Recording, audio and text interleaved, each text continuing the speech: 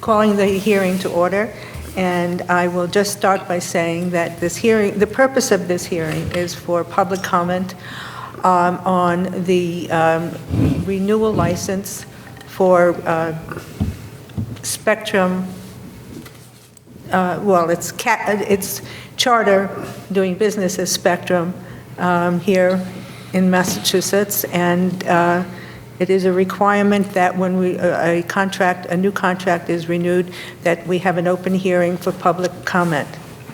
So here we are, and we have a presentation of what we've done. So we shall put that on the record, and we'll go ahead with that.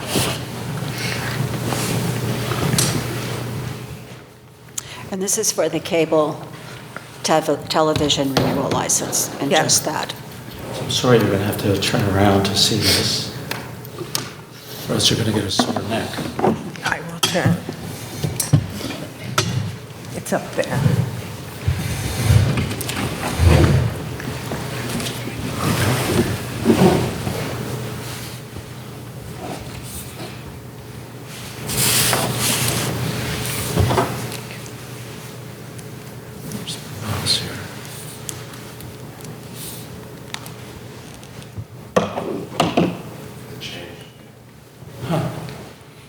So you probably know that our licenses have expired, our 5 licenses, on February 28th. And since early last year, the 5-town Cable Advisory Committee negotiating subcommittee has been following a methodical 2-phase process laid out by Mass DTC to renew our cable licenses. 2 phases. Phase 1 is hearings, survey, meetings, an ascertainment report that has been posted on town websites. The second phase is the proposal process. And it began with the 5-town subcommittee submitting a draft renewal license before the license expiration on December 2022. And right now we're currently finalizing the license renewal notifications. The town council has reviewed the draft license, and it's in Charter's hands right now. The changes were relatively minor, and I don't know, it was our feeling that that we were close.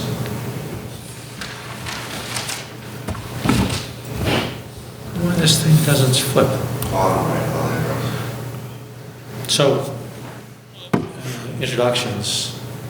Linda, do you want to do the introductions? Or? Yeah, I'm chair. I'm Linda Miller. And the Renee Wood was, and Dennis. Why? Arsenault. I blanked. I'm sorry. Dennis Arsenault have been the committee people. The rest of the 5-town members are, Lee is Chris Britton. I don't think we have these right. No. I don't think we have anybody from Lee. No. Ron Boak. Tom Hatch is here, though. Yes, he is. Yes, Tom Hatch is here.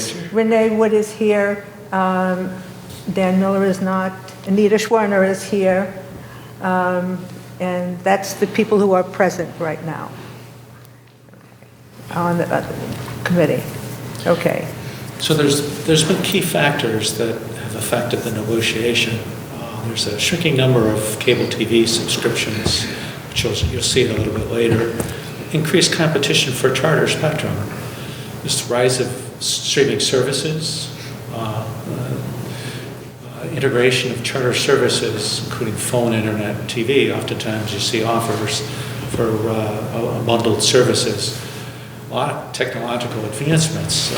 Cable TV isn't RF anymore. It's no longer radio frequency. It's really broadband TV called something different. There's been mergers and acquisitions. Time Warner, for instance, was bought out by Charter back in 2017.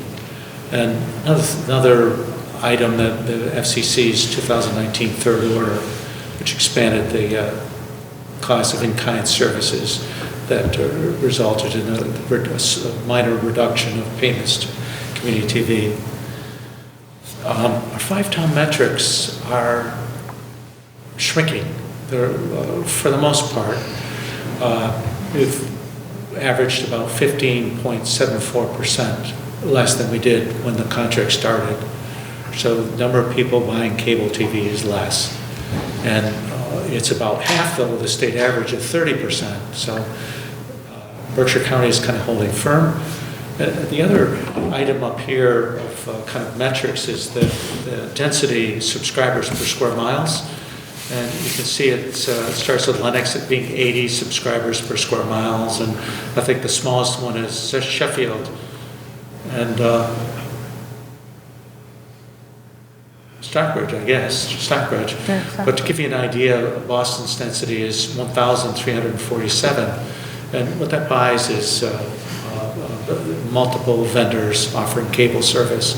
So a lot of people asked in the survey, why isn't there more competition in the Berkshires? And it was my research that said it's because of that. There's just not enough money to go around. We have, there's 427 licenses on file. 99 of those cities and towns have multiple multiple vendors. Usually the second vendor is Verizon. And then 13 cities in Mass have 3 separate vendors. And RCN is probably the biggest one, but there's others.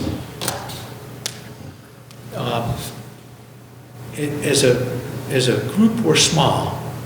All told, the five-town cable subscribers total 6,337. And to give you an idea where we fit in Spectrum's portfolio, they have 13,757 subscribers. So we represent 0.00046 of the total customers. We're small. That's big. What can we negotiate?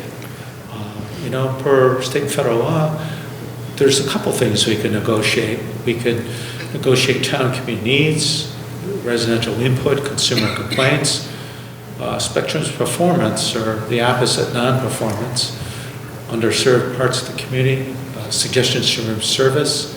We can do a license comparison with other towns in Mass that we heavily relied on in the negotiations. We can also negotiate CTSB's capital and operational funds and PEG channel space. PEG channel space doesn't mean where it's located, it means the number of channels. So the five-town community has 3 channels that are on 1301, 2, and 3. But the FCC prohibits us from negotiating the pricing of any kind of cable service or fees, TV programming, broadband, or internet. Can't do that. So we sat down and we did the ascertainment. We came up with 4 priorities. We wanted to fund and maintain community TV in the Southern Berkshires. We wanted to maintain town cable TV coverage to public buildings. We wanted to strengthen and improve the terms of the license agreement. We wanted to provide cable subscribers with knowledge that they could use to make better informed choices on cable TV. Before the negotiations, we did due diligence. We performed in-depth research analysis of over 440 license agreements that are on file. It's up to 440. We focus on those executed in the last 3 years. We researched Charter's last 20 quarterly, 5 annual reports. We did web search, and we did many interviews with residents, with town officials, even town officials who are outside of Berkshire County that have negotiated with Charter and with Comcast and with RCN. We dealt with a couple people at the DTC, including the municipal liaison. And then a lot of follow-up for the subscriber surveys, which I think were important to us. We kind of went through those very carefully, and we learned from them. Charter Spectrum negotiating team was, I think it was led by Paul Abbott, but John Mayer was probably the leader in the background.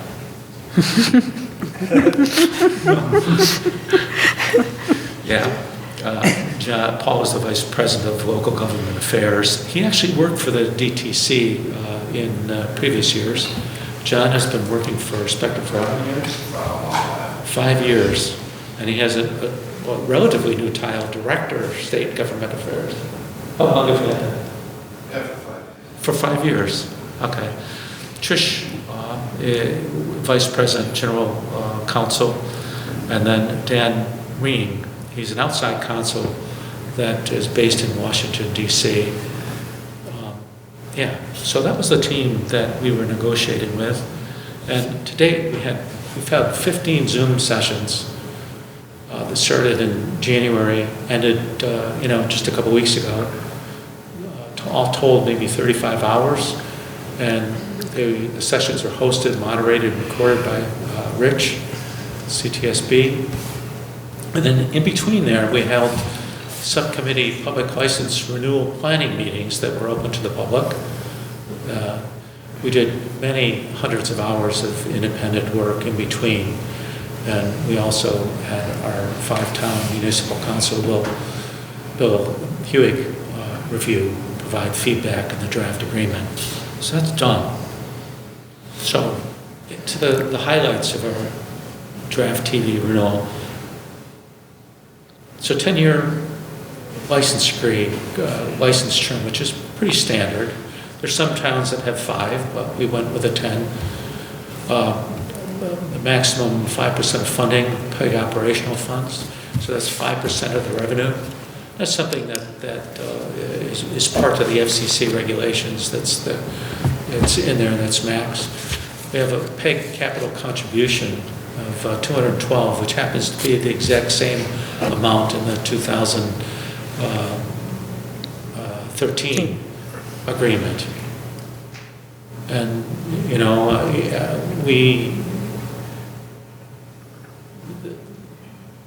it's what it is. We think we have an improved billing statement, disclosure of charges. We fixed a couple little nits on their bill, and a DTC approved complaint reporting system. We think is going to show more greater line of sight for the 5-town CAC in terms of customer complaints. In the contract, there's a process to transition to HD broadcasting. It's going to require a little bit of money and a maintenance fee. There's a process to include programming scheduling, CTSB's program scheduling in Spectrum's channel lineup, but they would have to pay Charter's vendor to do that. Now, I think it was relatively modest, but I think it was $400 a month or something like That's that. higher. It was nominal, but and then a process to add closed captioning for a fee. We also were able to negotiate the basic cable TV service for town-owned buildings at no cost. Improve license terms and agreements, terms and conditions. I think that there's a much more comprehensive definition of revenue, including a calculation worksheet that's on a part of the attachments of the agreement. We have much clarified definitions that avoid ambiguity and misunderstanding and confusion. Oftentimes, there's references to the law next to the items that are in the contract, which I think is important. There's strengthened language pertaining to subscriber rights, strengthened complaint tracking and resolution procedures, and an updated insurance policy requirement coverage. Those are the highlights of the draft agreement. Issues we discussed, but because we were unable to negotiate because the FCC, the return of CTSB's channel assignments to channels under, 50. Right now, they're at 1301, 2 and 3, which is hard for people. From my conversations at the senior center, especially them who don't know how to program a remote, they have difficult time finding it, and hopefully with some of the new cable boxes, they'll be able to voice control the channel selection. Senior low-income based pricing, in maybe half the contracts that Charter Spectrum has, it is included. But for the most part, it's a Time Warner legacy from what we were told, and we couldn't negotiate it. The reclassification of Western Mass into a proper DMA classification. Right now, all of our news comes from Albany, and it is so frustrating to live in Western Massachusetts not to get state news and Patriots games and Red Sox games, but that's the way it is. And I have an attachment if anyone's interested. I can talk for 10 minutes about why it's not going to happen, but for the most part, it has to do with the stations in Albany. They're not going to want to give up the business that they have, their ad sales, and it's not going to change because of that. There is a process to change it, but it's not going to change. Try to, one of the complaints in the surveys was program repetitiveness. Oftentimes, that same show is on multiple channels, so you're not really getting 100 stations or 200 stations, you're getting some smaller number. Resolution of poor quality cable boxes. Last year and the year before, we had there was a run on them. We had a lot of complaints that people were calling in, and I think that's been fixed, because I don't know, Linda, have you heard anything? No. No, so maybe the problem's gone away. Well, I do know that they've changed over, and the boxes that were particularly problematic are no longer in use, Yeah. because I changed all my boxes. We invited the Spectrum service manager here, and he said that having hundreds of bad boxes was typical. So he didn't dispute the number that we thought it was. Mm-hmm. He just said that, that's the way it's been.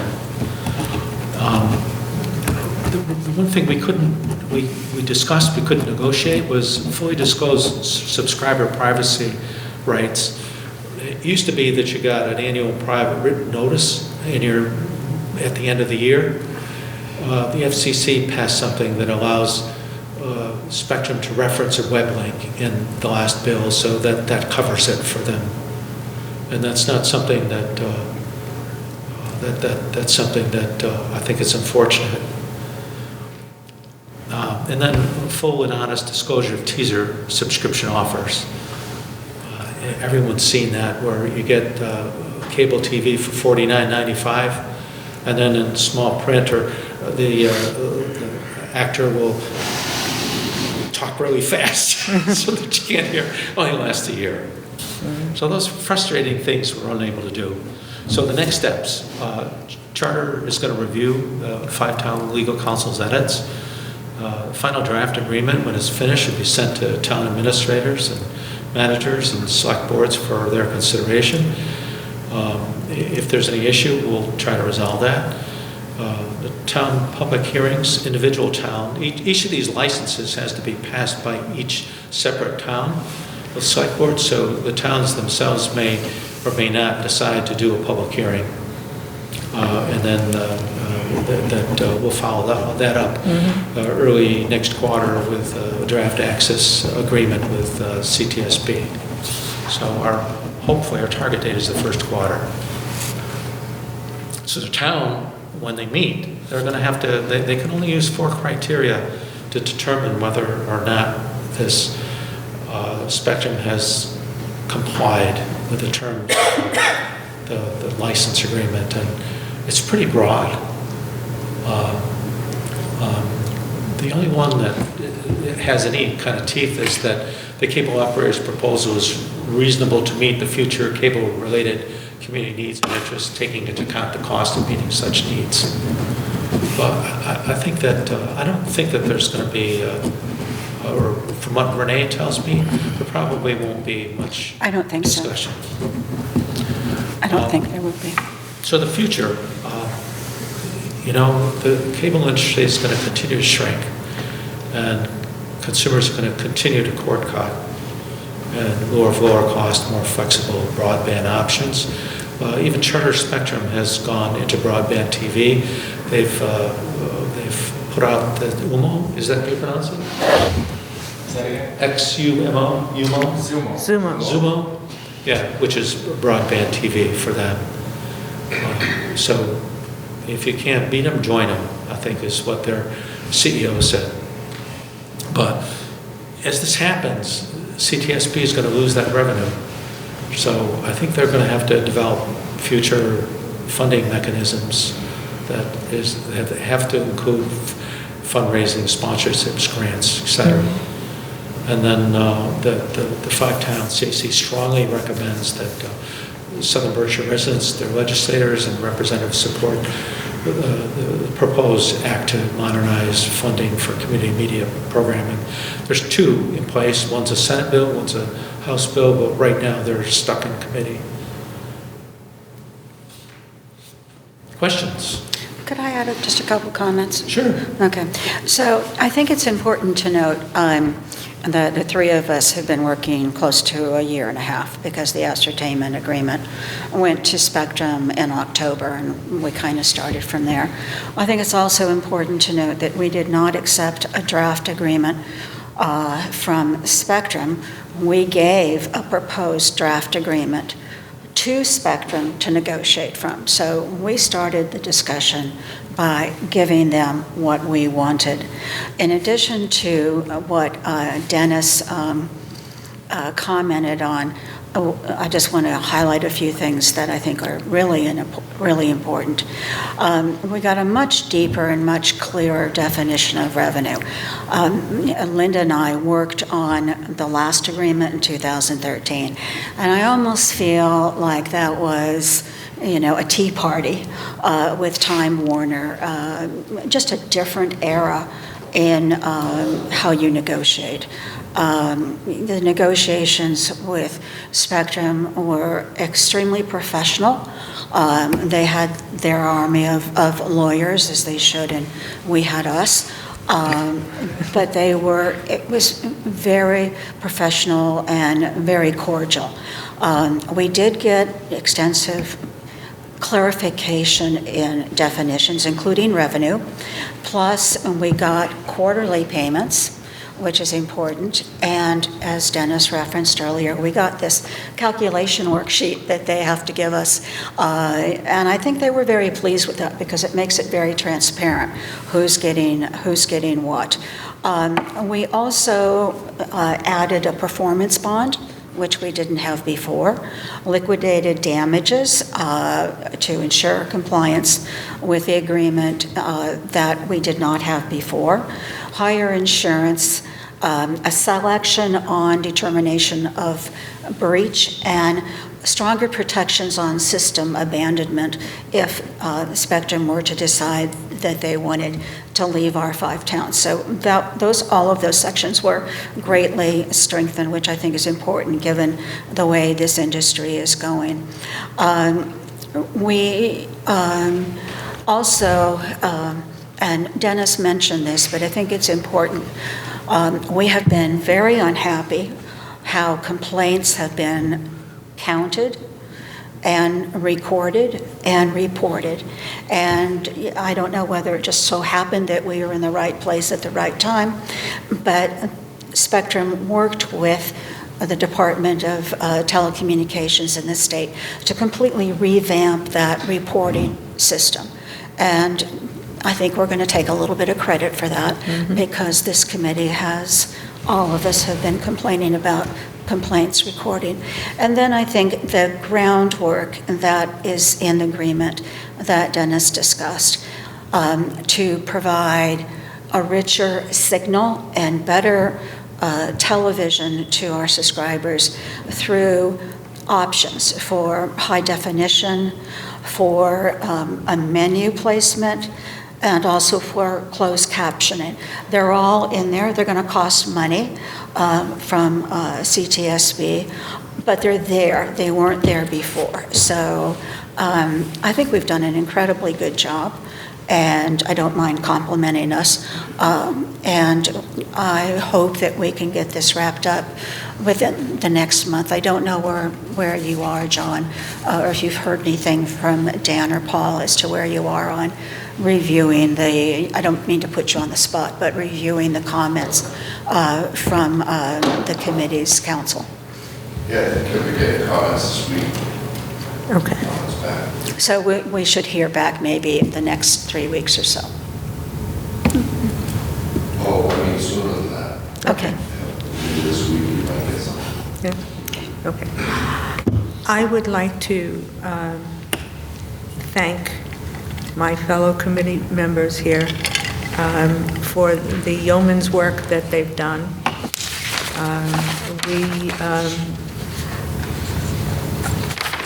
In my estimation, considering that none of us are lawyers, we did a masterful job of legal research and the ascertainment, the questionnaire that we did, and the analysis thereof. We set a new bar, and that's what the Department of Telecommunications has told us, that they were very impressed with the way we've been handling this. So I just wanted to say thank you, Dennis. Thank you, Renee, and thank you, Linda. I think... Are there any questions? Are there any questions? I just wanted to say, 7,000 subscribers, 15 or 20,000 people are relying on you to do the great job you've done. And I think it's really awesome that volunteers like you and all of us, kind of come together to do the hard work, to deal with these things, especially things that happen once every 10 years, where there's not a lot of institutional memory as to what happened last time. We were both... And boy, you did a great job. I just want to thank you. Renee and I were both on the board 10 years ago. Well, I can't remember where it was 10 years ago. So, it still is like a lot of, it still is a lot of work, and. Thank you. I think I would, when things go smoothly, nobody notices what's going on and nobody tries to fix anything. But we have a problem with keeping committee people, and we have a shortage of committee people. Each town is allotted 3 committee people. I don't think there is a single town that has 3. So we need participation. Well, I also hope that once this contract, we're about that close to finalizing it, and then it has to go through the towns, and I expect that the board will explain it to the towns and be there to help them understand any parts of it. And Bill Hewig is with KP Law, which many of the towns have as their counsel already.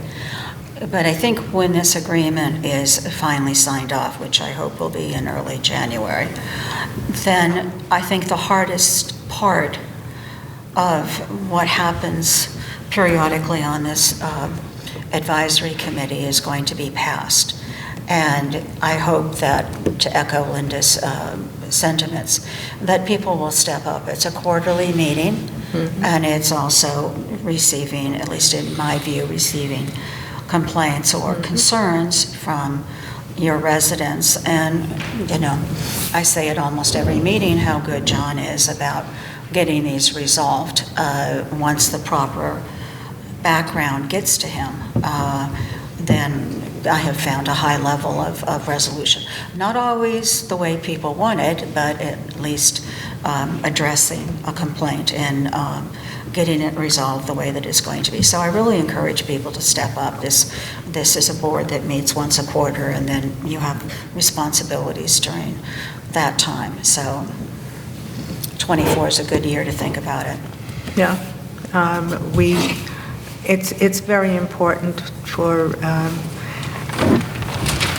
the subscribers, really. I mean, it's when there isn't representation and there is a problem, it's the subscriber that gets stuck in the middle with no, they can make a phone call to service, but often that's not enough.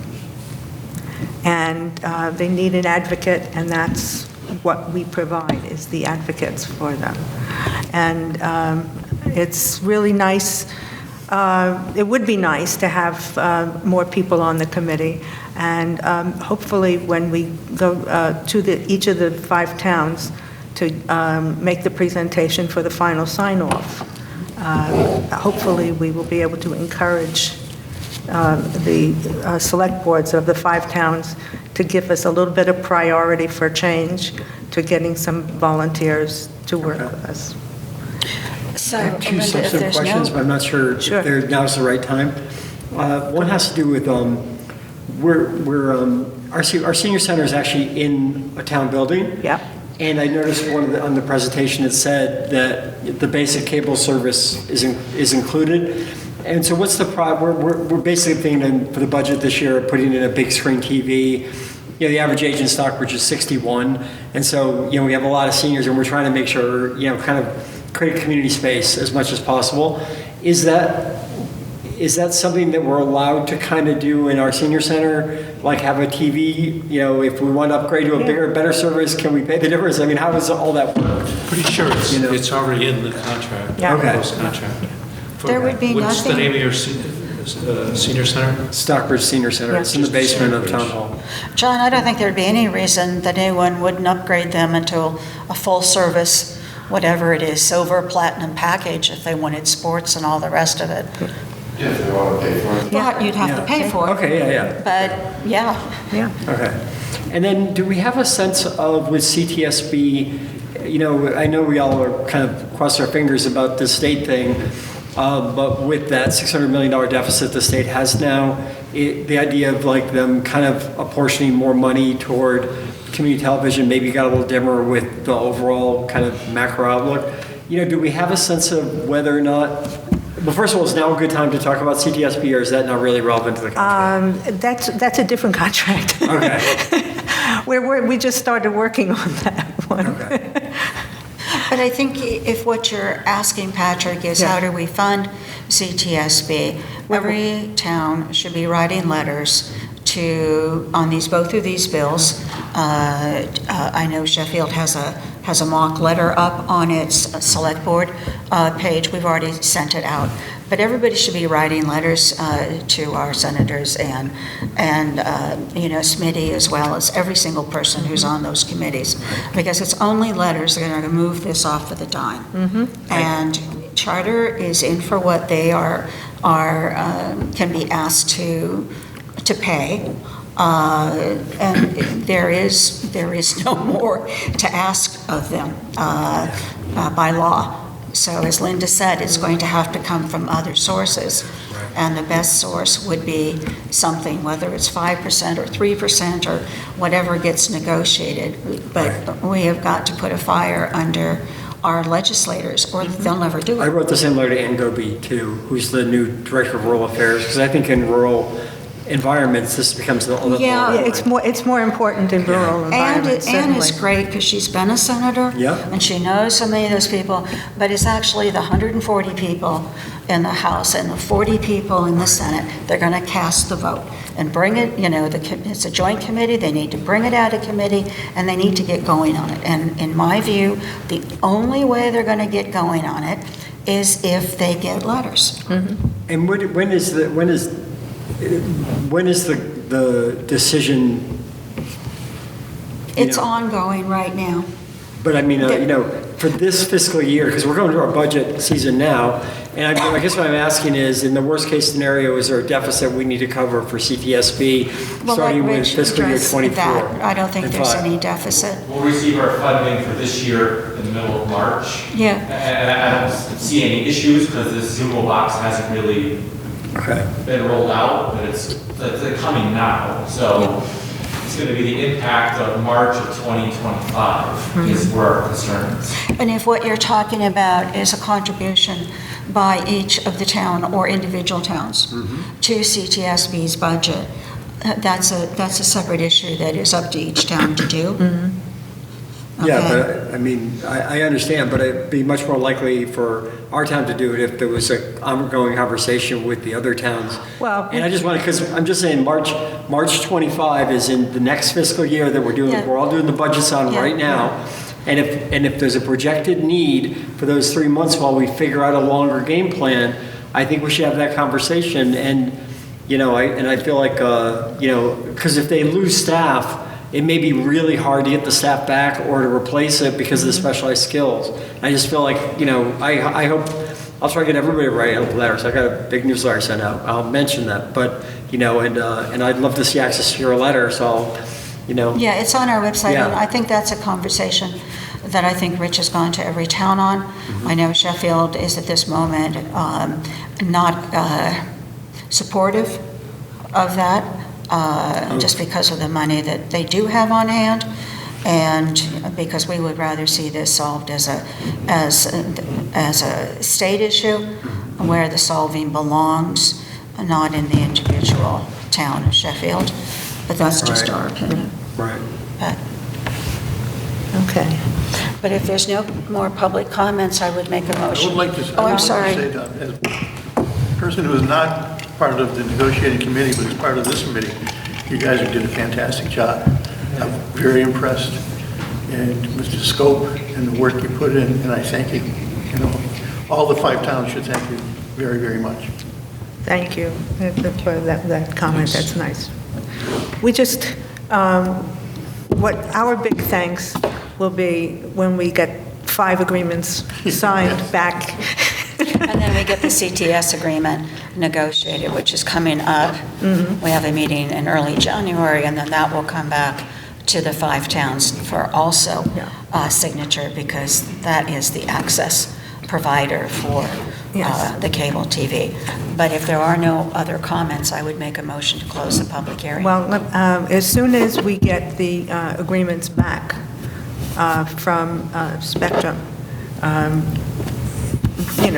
the finished agreements, we will then process them the way we have to. We will take them to the individual towns, present them, and get the sign-off from each of the individual towns.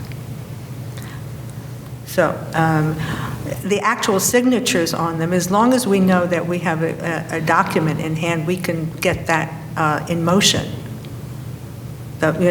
Get scheduled for the calendars of the 5 towns to make presentations so that they can then vote on the acceptance. The other thing that should be noted is that any of the change, the new license agreement will be largely transparent to subscribers. There's very little impact that they would notice. Yeah. And we will post those agreements, by the way, on the town websites, as long as the towns will allow it. Yeah. So could I make a motion to close this public hearing and move into our regular meeting? Second. All in favor? Aye. The motion passes unanimously. Okay, now, the meeting. It's being, the hearing ended at 7:12, and the meeting is called to order at 7:13. Okay. First on the agenda is John. Yeah. Oh, I think you've oh, got no, to be at the mic for I think you got to do the CTSB. mic, yeah. Well, good evening, everybody. First off, I'd like to thank the negotiating committee, Dennis, Linda, and Renee. As Renee said, it was a very professional and cordial negotiation. We're just about at the finish line. Should receive comments back, I expect this week, and hopefully we can wrap it up soon after the holidays. I really don't have anything other than that to report this evening. I just urge everyone, as Renee mentioned earlier, to reach out to me anytime there are any complaints or issues with anybody from the 5 towns, and I'm always happy to help out with any complaints that folks have, and I'm happy to answer any questions. So what can we do, I have a question for you. What can we do about the Chanterwood Road status, to get Yeah. connections with the people? An attorney reached out to me, and I know that you were involved, Linda, and so because an attorney reached out to me, I had in turn had our outside counsel reach out to that attorney. The problem is there's no utilities running to that area from Lee. It would have to come in through Terringham, and there's a cost to it. So we told the attorney that, and because the client said that they'd be willing to pay for it, and maybe there'd be other neighbors willing to pay as well to get it, and that's kind of where it stands. We haven't heard back from that attorney. It's been Okay, about a well, month. that attorney is also a resident at Chanterwood, so Okay, I didn't know that. now you know it. But in past, we haven't had, have we had any of those where the people paid for their own pulling of it and just connecting? Oh, yeah. Have we had any of those since John has been on board? Do you recall? I think we've had some in Sheffield, Yeah. where you have allowed the private owner to hire a contractor to pull the cable or the wire or whatever it's called from the road to their home. They take responsibility for that. But I think I think it's been a few years, but I think we have had a few of those. Yeah. Yeah, I don't recall, but Yeah.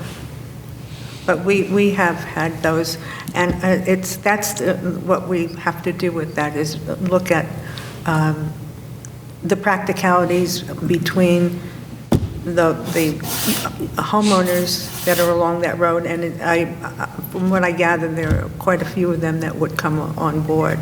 And then, and getting the lines pulled in.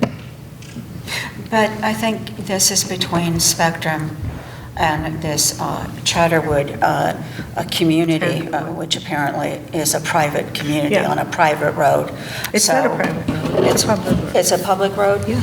But I think that has been proceeding, and that's between Spectrum and their attorney to make those arrangements. right. Well, we have to make sure that that we can work it out to the best advantage for everyone. Well, there's the contract which calls I know. for it, so... The same way we've done them before. I mean, until we hear something back from John or something from their attorney, Okay. I don't think anything more that this committee can do or that Lee, town manager, can advocate for, because you guys have to come to what the issues are. Right, we're waiting to hear back from the Chanterwood attorney Okay. at this point. I invited them to come tonight, by the way, and notice, this is typical. They don't have a representative here, obviously. And did you resolve the one way or the other, the question on 1 Madison Way in Stockbridge, that street off Route 7, that it was like 225 feet from the pole or something? It was in September, I think. Did you send it to me? I did. And did I respond back to you? The homeowner, it was Candace, and she has a young family, and we have so few of those in Stockbridge. We was kind of trying to make sure that they weren't out of their house. I can follow up with you after. Okay, sure. Yeah. One of the things that we did keep in the contract, which was subject to negotiation, and a charter wanted to go back to their normal, which isn't 250 feet, we did keep that. We were able to negotiate that distance successfully. So the 250 is still in place? Yes. Okay. Right now, it's hanging there, but it will be it's not hanging. No, when I say- We're out with the tape measure, making Well, sure they were with the agreement is in limbo at this moment, theoretically, but it is in the new agreement as well, so it's 250 feet. We would not give that up. Okay. Yeah. Good. Okay. Thank you, John. You're welcome. Do we have any other questions? Tom, do you have anything from Nope. anybody, Everything's quiet and who's the town? except the water? Yes. Thanks for putting up with us for the last year, My John. pleasure, my pleasure. No, it's not. Happy holidays to all of you. And same to you. Happy New Year. We'll see you Thank next you. year. Safe probably. drive home. Talk to you Yeah. next year. Yeah. Thank you. If not sooner, but probably next year. I'm taking time off holidays. You deserve it. I don't mind, I want to take off because I don't feel like. No, got a long drive. Hope you Yeah. feel better. Good night. Good night. Good night. Does anybody else have anything else? Yep. Patrick, I did confirm the Stockbridge Senior Center, Council on Aging, 50 Main Street, Stockbridge. Yeah. Shh. It's in there. Okay. We have to approve the minutes. Minutes. We have to approve the minutes. Oh, yes, I'm sorry. The minutes from the last meeting. What's the date? I'll make a motion to accept them as presented. Okay. Second. The minutes from the September meeting. Nice job. Thank you. Okay. Motion to adjourn? Oh, one other thing. What about Rich? CTSB? Rich, Last man standing. come up, Rich, where you can be heard on the mic. Okay. Okay. Okay, sorry about that. I'm gonna- I'll try and be brief. I always have a lot to go through. I'm going to start out by saying thank you to our Cable Advisory Commission for negotiating this contract. It's been a long 9 months, longer for some of you, of negotiating, explaining it to me. I report to my board. We negotiate. I report to my board. It's been a lot of back and forth, and it's hard work, and I thank you.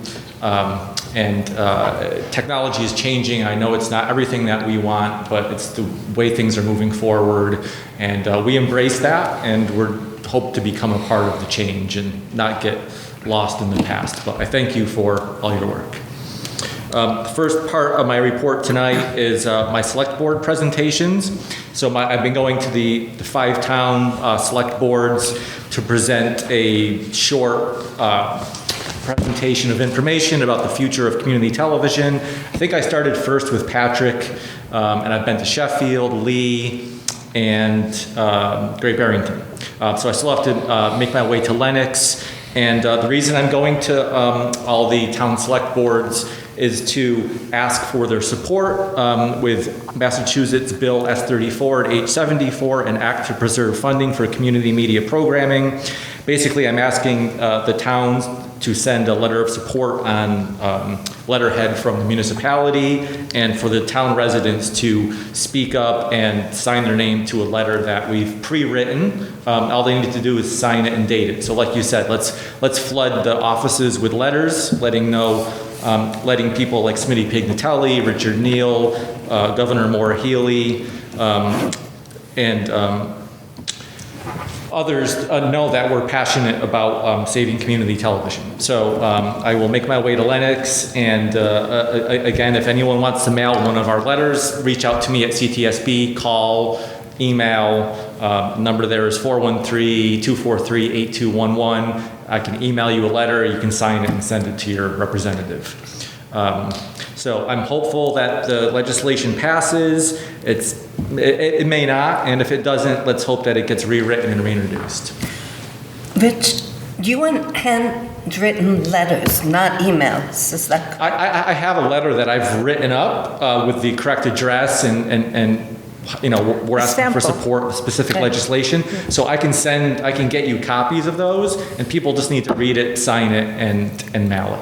And Trish Farley-Bouvier, from the representative from Pittsfield, is actually the co-chair Yeah. for the House on the Joint Commission, the Joint Committee, and I believe it has to come out by February? Yeah, if this doesn't pass by February, it fails as it did last year, and then it could be rewritten, reintroduced.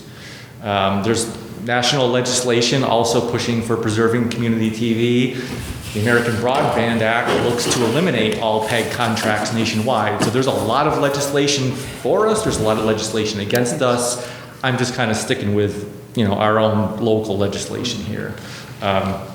So there's a lot more to it, but we'll see where February brings us with this.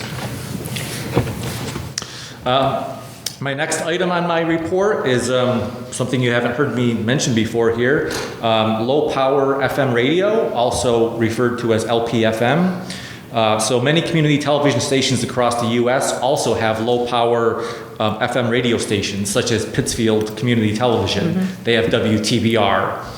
Theirs is not low power. They purchased the station from the Taconic High School that was being demolished. But many stations across the country have LPFM, and through one of the groups that represent us, like Mass Access, they mentioned recently that the FCC was opening up a 2-week window for LPFM licenses. So CTSB did the research. We spoke to the people in Pittsfield, and we've applied for a low-power FM license. And our plan is to attach an antenna to our building with a transmitter that'll transmit, like on 107.3, it'll transmit for up to 5 miles. The reason I'm doing this is because we expect at some point we're going to lose cable. Cable's going to go away. So if cable goes away and we lose our channels, this is our only connection to the community, this and our website. So we're making the investment. It's about $25,000 for the equipment. We don't need to add staff. It's basically automation. Say we could choose whatever music we want. It's going to be similar to Southern Berkshire Radio, right? So we play classical music. People come in and produce their own programming. It's very much automated. So we've done our research and we've applied, and we're waiting to hear back from the FCC if we receive the license. So I will keep you updated. We should know in a couple months. So Rich, excuse me, this is the first I've heard of this, but I'm kind of assuming that any cable television money could not be used for this? Stations across the whole country have LPFM stations, such as Pittsfield, North Adams Community TV has a radio station. No, that's not my point. We represent, our interaction with you is the cable access provider for the cable TV channels. Right. And this is an FM radio channel. Right. So my question would be, is that I would feel, and this should be legally run up to poll, that money from Spectrum, which pays cable TV access, could not be used for this FM channel. How would the other PEG stations across the country be doing it? Yeah. So I can't hear a yes or no from you as to whether you're using cable TV Spectrum money for this. Well, of course we would be. That's the only money that we have. We don't have other, there is no other money. They don't have any other source of income. They don't what? They don't have any other source of There's no other to- income source. So I'm going to send a note to Bill on this, Sure. Huey, because I don't believe, I mean, I hate to be the sour one in the room, but the Spectrum money comes for cable TV, and for our contract with you is providing access for those 3 channels, and it doesn't have anything to do with other media presentations such as this FM channel. Sure, So- yeah, no, we can certainly research this. I've never been told we couldn't use the money for No, anything. but people don't ask Right. questions frequently. Sure. So I'm going to send a note with the committee's approval to our legal counsel Sure. and find out, I would rather find this out ahead of time Right. rather than afterwards. Sure, absolutely. Are we good with that? Just a quick question, is it the same content? In other words, it's just a different way to distribute it? Like, No, we wouldn't be playing television on the radio. No. I mean, not the audio part of television. We would play no television on the radio. There's actually been studies done where people are not interested and it doesn't play well, it's not understandable without the video. So it'd be like, say, just classical music and... So like NA TV, North Adams Public Television, PCTV does rock and roll on WTBR. North Adams is some sort of religious church programming. There's hundreds of PEG stations across the U.S. that have radio stations, and they use it to bring in underwriters, and I believe PCTV is generating a lot of some income from their radio station. So this would be a way to potentially backfill some of your funding issues. Well, not only that, it's a connection to the community. If we lose our cable channels, how would anyone even, they would have to know of our website. There would be no connection. So places like Alliance for Community Media are pushing us. Here comes the window, you guys should all apply for it. They said nationally to all the PEG stations, you guys need to jump on this and apply for these. How much does the license, the FM license cost? There's no charge for that. There's no charge for that? No. Okay. It's low power. It only reaches 4 miles. You won't even get it in Lennox. I was going to say we won't get it in Lennox. Renee won't get it in Sheffield. Yeah, it's like the TV. Actually, Lee is the only place that's going to get it. Lee and probably Stockbridge. But it's the streaming. It's the streaming. So as PCTV demonstrated to us, they can monitor the stream, and there's people all over the globe, people all over the state that listen to it. So it's a similar situation. I can monitor CTSB viewers online and on YouTube and things like that, but I couldn't tell you how many people are watching cable. That's an unknown number. So it's a similar situation. I want to read a couple sentences from the preamble of the access agreement. This is the legal agreement that you have. And to the best of knowledge, this is existing right now.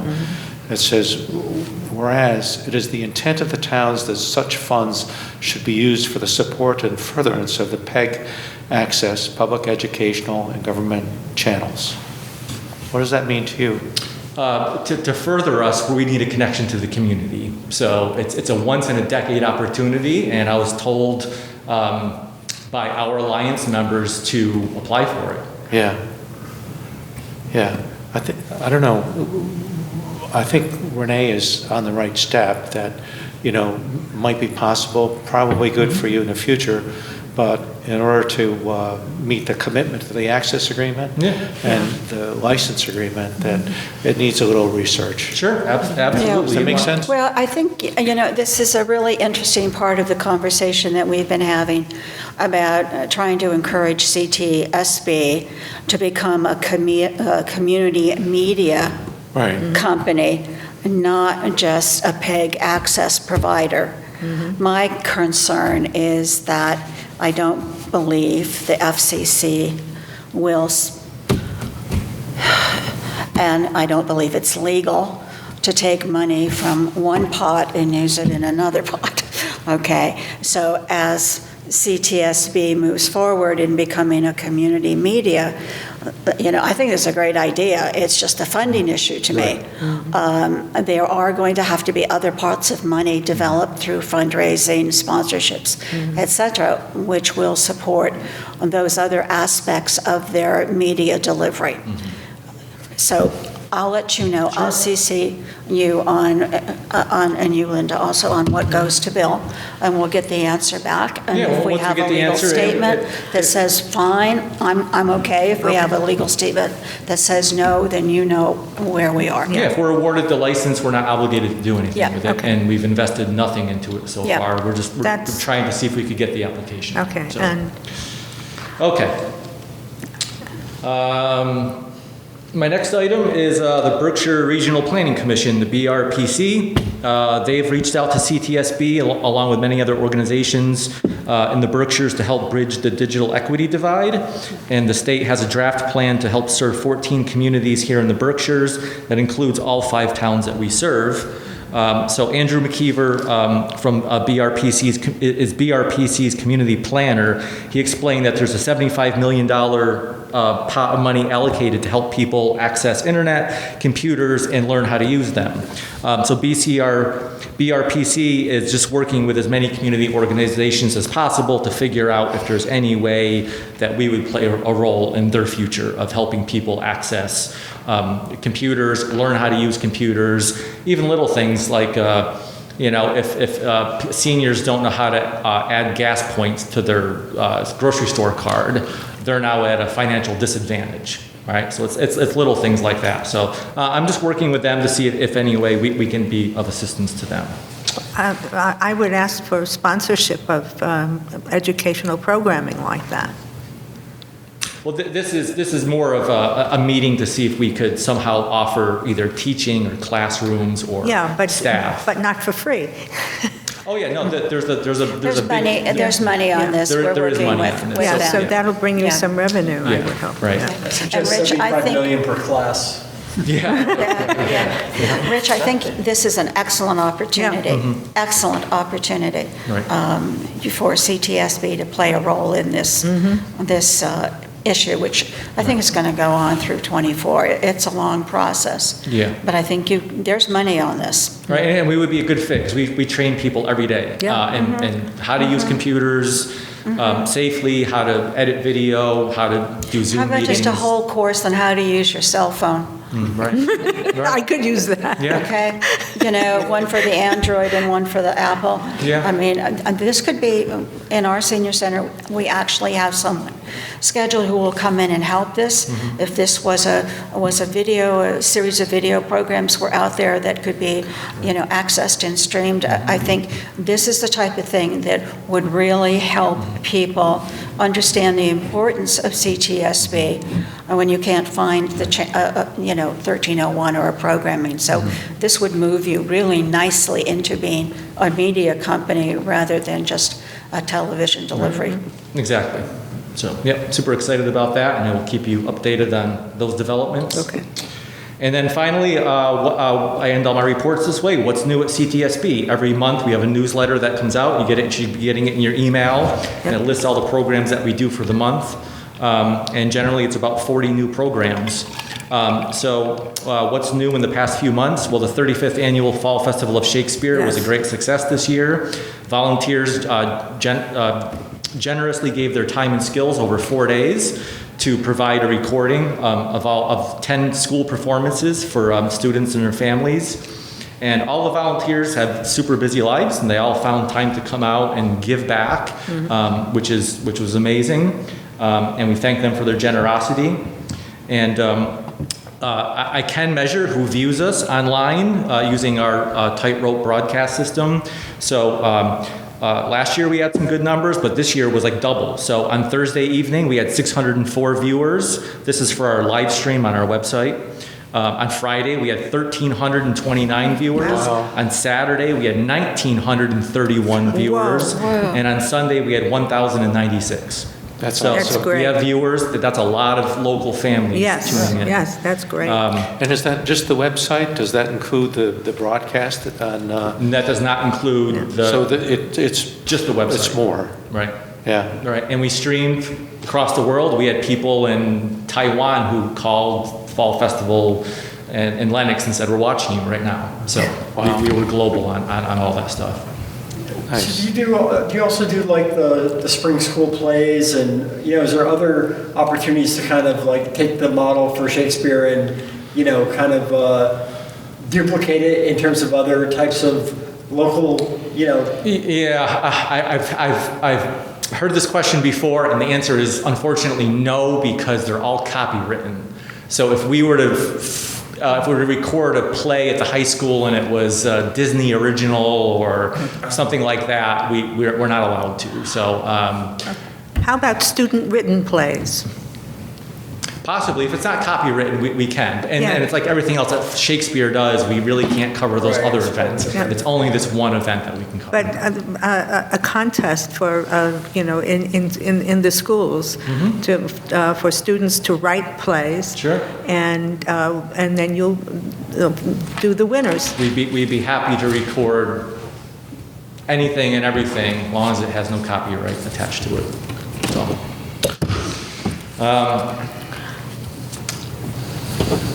So great numbers there. And then I know at the last quarterly meeting, I mentioned one of our producers, she produced 50 shows in the past like 6 months. Well, it's only been 3 months since the last report with the CAC, and she has now completed 100 episodes. Wow. So we're going to give her an award and have a little celebration. But that's 100, and the shows are good shows. This is solo musicians in the Berkshires, solo entrepreneurs, so these people starting their own business. So these are all solo people who are either artists or creating a business in the Berkshires. They're very interesting, and they're all your neighbors. Is the show called Solo? Solo entrepreneurs and solo creatives. Yes, it is. Yep. So if you have a chance to check it out on our website, it's really good. And I think 2023 was a great year for CTSB, and I look forward to a new year, new goals, and for our community to enjoy. And that's my report for tonight. Thank you.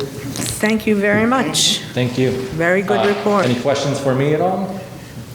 Well, Rich, somewhere you said that you wanted volunteers, and you talked about community or individual memberships and so forth.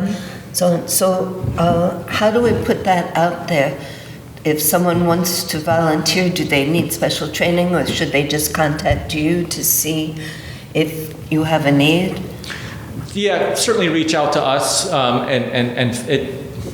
so we need volunteers for Fall Festival. We need volunteers to cover community events, not necessarily town meetings, but community news and things, things happening in their neighborhood. Right. They can come and borrow a camera. That's probably our biggest need, is for people just to come, grab a camera, and interview someone that's doing something great in your town, or shoot something really cool in your town, and let your neighbors know what's going on. And it's national news is top-down journalism, right? And CTSB is bottom-up journalism. The message starts at the bottom and it makes its way up. So it's really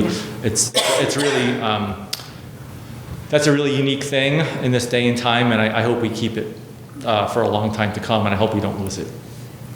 And you train people to use your equipment, right? We train people every day, and I know a lot of people ask about classes, but what we do is we train people one-on-one every single day. It's generally Erica that does a lot of that, but it's like a full-time job just about training people. Yeah. And we just take a lot of pride in that, because I think it works out better, that one-on-one approach. Well, that's actually right. That was the next thing on the agenda here. It's needs for volunteers. Quick question. Do you guys run a donate promotion as part of those thousands and thousands of streams and live broadcasts for Shakespeare? Do you have a little 30-second spot that says, "Hey, we need donations," and well, we have people staffed out in the lobby to sell DVDs, and generally the DVDs that's been our fundraiser, but it's always kind of a wash. I mean, for all the people watching on TV, are they given a little plug to say, go to Venmo us $50? Because I think our board has kind of been a little bit on the fence about fundraising. Well, we'll talk to them about that. So, but I think we're going to start moving in that direction, and certainly have a I think there is actually a donate button already on our website, and if there's not, I'll make sure one gets there. But it's. I mean, it's just the captive audience you have for those 5,000 people. Even if 1%, that's 50 donations. Right. Just saying. Yeah. No, that's something we're going to be working on. We're gonna have to start getting into fundraising and sponsorships and all those things, for sure. Yep. Okay. Anything else for Rich? Great. Thank you. Nice job. Thank you. We, as a committee, need volunteers to be on the committee. We, at this point, do not have a single town that has its full representation of 3 members. And I think if you like community television, and if you like the ability to have a little bit of, what's the right word? A little bit of entree into the works of Spectrum. then you need to volunteer for our committee. And all you have to do is go into town hall to your town, whatchamacallit, Administrator? Administrator? yeah, town administrator is a good one. But also your town clerk, who usually gets all the people who are interested in stuff coming in and saying, It's the how town can I do manager. this? Okay. But just to make it known that you're interested, and somebody will find that, will be able to refer you to the proper person, like, at this point, me, but I want to retire. To just tell you what the committee is all about in terms of your time commitment, and when we meet, and what our responsibilities are, et cetera, et cetera. So please volunteer. Your services are really needed and appreciated. And next meeting date is March 12th, 2024, 6:30 p.m. in Lee. Okay? Do I have a motion to adjourn? Motion to adjourn? Second. Okay. We're done.